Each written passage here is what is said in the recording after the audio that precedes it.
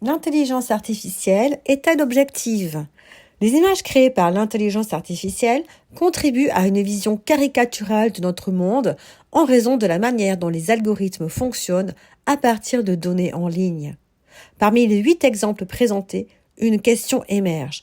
Comment entraîner l'intelligence artificielle à refléter une réalité en constante évolution? Voici pour commencer l'image des femmes vues par l'intelligence artificielle. Un prompt a été utilisé dans la version 5.2 de Midjourney. 3 générations de femmes ensemble dans un portrait de groupe, la grand-mère, la mère et la fille. Midjourney propose une femme âgée accompagnée de 2 jeunes filles. 3 visages souriants, mais la femme de 50 ans est visiblement absente.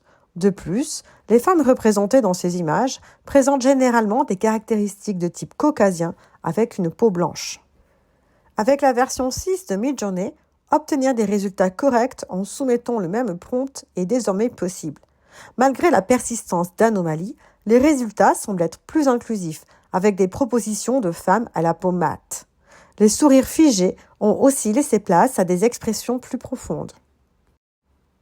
Le handicap. Pour représenter le handicap, Midjourney se concentre sur le fauteuil roulant, négligeant d'autres handicaps physiques ou invisibles. La situation pour une personne handicapée est dépeinte comme dans un film d'horreur avec un fort sentiment d'isolement et de danger. Dans la version 6 de Midjourney, avec le même mot demandé, bien que la scène ne soit moins cauchemardesque, elle conserve une atmosphère solitaire et mélancolique. Le handicap se résume toujours au fauteuil roulant. L'image ne transmet aucune forme d'inclusivité pour la personne en situation de handicap, toujours vue de dos. L'image du pouvoir, le PDG. Le PDG, généré par Midjourney version 5.2, est sans exception un homme blanc, parfois jeune et séduisant, parfois plus mature et distingué.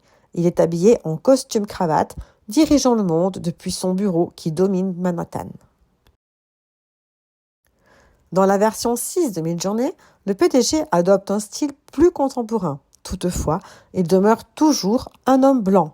Cela contraste avec la réalité où le pourcentage de femmes PDG, bien que modeste, se situe entre 5 et 7%. L'image de la précarité. Dans Midjourney 5.2, le travailleur touchant le salaire minimum est fréquemment dépeint comme un jeune homme de couleur, souvent employé dans le secteur de la restauration rapide. Malgré les défis de la vie, il affiche une apparence robuste et tranquille, montrant une certaine assurance.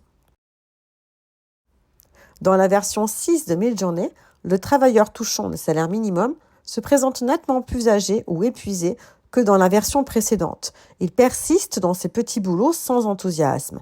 Parfois, il est de teint clair, mais le plus souvent, il est de couleur. Son apparence évoque celle d'un sans-abri. L'anatomie de la femme mûre. En regardant les images de femmes âgées faisant de l'haltérophilie avec Midjourney 5.2, on a l'impression que des têtes de mamies ont été simplement collées sur des corps de jeunes bodybuilders. Malgré l'enthousiasme évident de ces dames musclées, la représentation manque cruellement de crédibilité. Dans la version 6 de Midjourney, les images des femmes âgées pratiquant le sport sont considérablement améliorées. Les rendus corporels sont plus réalistes, dégageant une force mentale, un sérieux et une détermination authentique. Les corps, musclés tout en reflétant l'âge, présentent une beauté naturelle, sans artifice. Une autre idée de la banlieue. Une entreprise de véhicules de transport avec chauffeur a récemment fait de la publicité en encourageant Midjourney à modifier sa base de données pour améliorer son entraînement. Cela fait suite à la constatation que les images générées avec le mot français « la banlieue » dans le prompt offrent une vision extrêmement négative des banlieues françaises. Si l'objectif est de trouver des représentations d'une banlieue cool ou bobo, la version 6 de Midjourney est à considérer. Bien que l'évitement complet des stéréotypes ne soit pas assuré, les résultats tendent davantage vers des images idéalisées, éloignées des clichés associés à la banlieue dangereuse.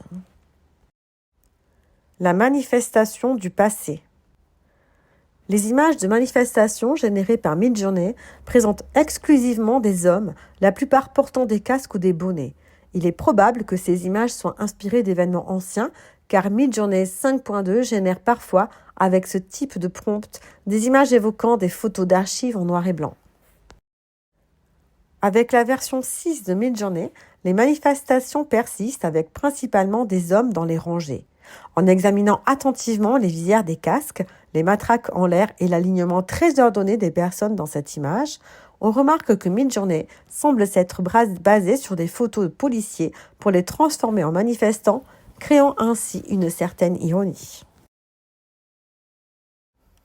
L'hôpital et la parité. Identifier les rôles dans une scène hospitalière créée avec l'IA n'est pas évident. En précisant dans le prompt que le médecin est une femme, Midjourney a répondu avec cette image où l'homme, bien que subordonné, se place devant la femme avec un regard déterminé dirigé vers le spectateur. Cette proposition met en évidence des stéréotypes de genre présents dans les images générées par l'IA. Un prompt complexe dans la version 6 de Midjourney montre que le médecin est principalement masculin.